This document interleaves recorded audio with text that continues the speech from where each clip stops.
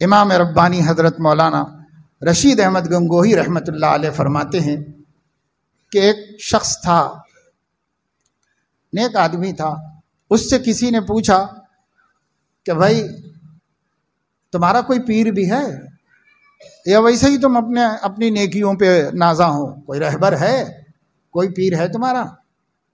उसकी नेक जिंदगी को देखकर पूछा लो। उसने कहा कि मेरे पीर तो बहुत हैं, लेकिन 2 पीर सबसे ज्यादा मेरी जिंदगी पे असरअंदाज हैं। उन 2 पीरों की वजह से ये मेरी जिंदगी आप लोग देख रहे हो, वो सबसे ज्यादा मेरे ऊपर असरअंदाज है। कहा वो कौन 2 पीर हैं? कहा एक सिपाही है और एक तोता है, ये मेरे सबसे बड़े पीर हैं। तो क्या बात है भाई, सिपाही क्या तुम्हारी तरबियत कर दिया और तोता तुम्हारी क्या तरबियत कर दिया? तो उसने बताया कि असल में हमारे मोहल्ले में पड़ोस में एक सिपाही रहता था, बादशाह के यहाँ काम करता था। इसको मैं देखता था रोजाना सुबह को कि ये सुबह उठते ही नहाता था, कपड़े पहनता था, अपने को संवारता था और तैयार करता था और सीधे निकल के बादशाह के दरबार में चला जाता था जहां उसकी ड्यूटी है। रोज यही करता था, सुबह उठना, तैयारी करना, अपने को संवारना, दुरुस्त करना और फौरन बादशाह के दरबार में चले जाना। मैंने एक दिन गौर किया, इतने एहतमाम से, इतने पाबंदी से ये क्यों जाता है? अगर किसी दिन गैर हाजिर हो जाएगा, बादशाह का इताब होगा और वो सस्पेंड कर दिया जाए। उसी वक्त मेरे दिल में अल्लाह ने ये मजमून डाला, हम भी अल्लाह ताला के सिपाही हैं और हम गफलत में पड़े रहते हैं।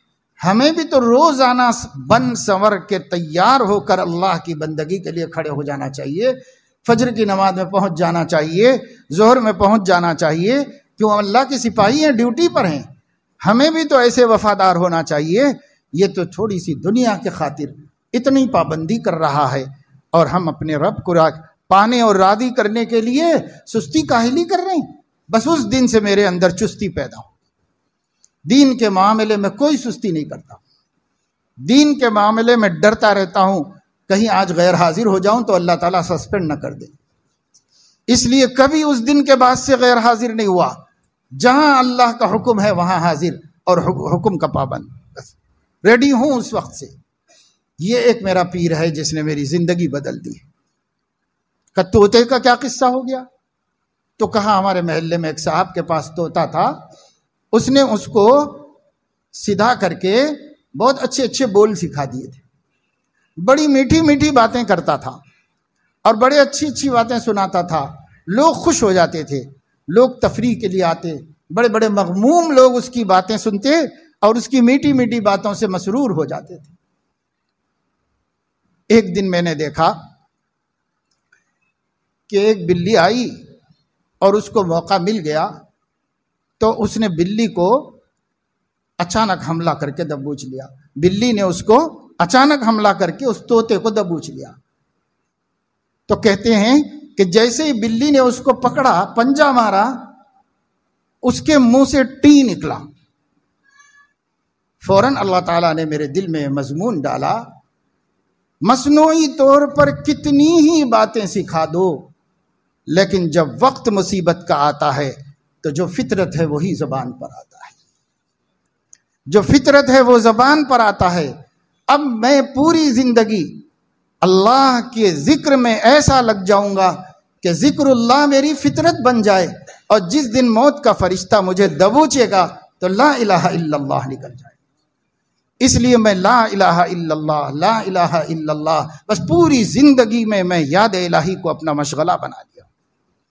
तो एक उससे सीखा था कि दरबार में हाजिरी में नागा नहीं करना है और बन ठन के हमेशा तैयार, रेडी।